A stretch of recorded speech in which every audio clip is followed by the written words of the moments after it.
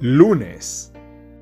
En el contexto de la lección general titulada La fuente de la vida.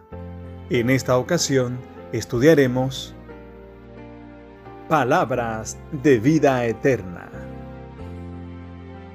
Leamos Juan el capítulo 6, los versos del 61 al 68.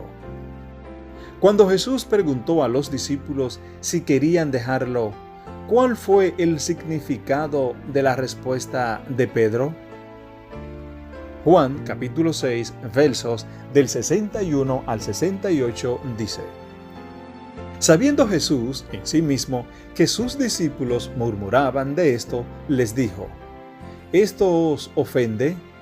Pues ¿qué si viereis al Hijo del Hombre subir a donde estaba primero? El Espíritu es el que da vida.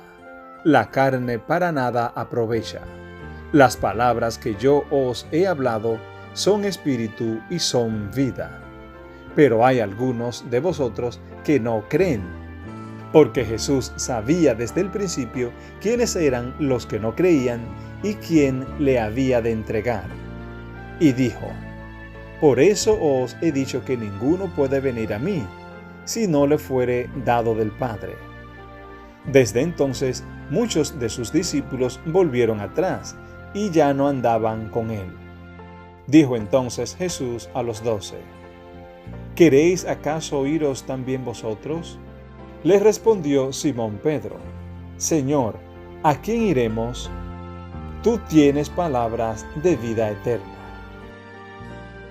Las palabras de Pedro acerca de la vida eterna están conectadas con un tema que recorre todo el Evangelio de Juan.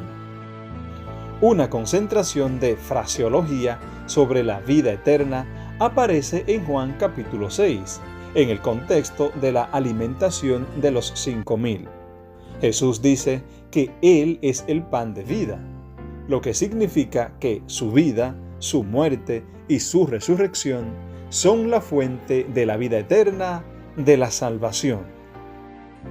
La expresión vida eterna y sus equivalentes aparecen al menos 17 veces en el Evangelio de Juan.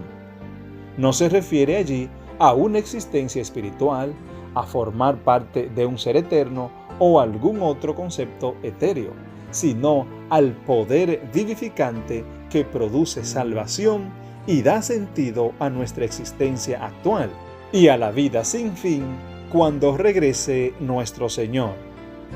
Así como Jesús se hizo carne, la resurrección de la que Él habla ocurre en el tiempo, en el espacio, en un cuerpo material.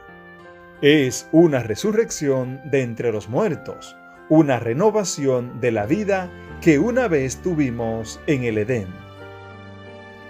¿Cómo recibimos la vida eterna? Leamos Juan el capítulo 3, los versos 15-16. Además, el capítulo 5, verso 24. Capítulo 6, verso 40 y 47. Capítulo 8, verso 31. Capítulo 12, verso 46. Y capítulo 20, verso 31.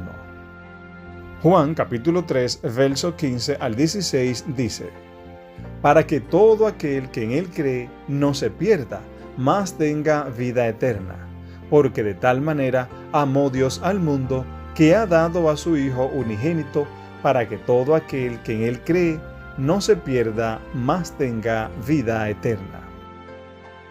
Juan 5, 24 dice: De cierto os digo, el que oye mi palabra y cree al que me envió, tiene vida eterna, y no vendrá a condenación, mas ha pasado de muerte a vida.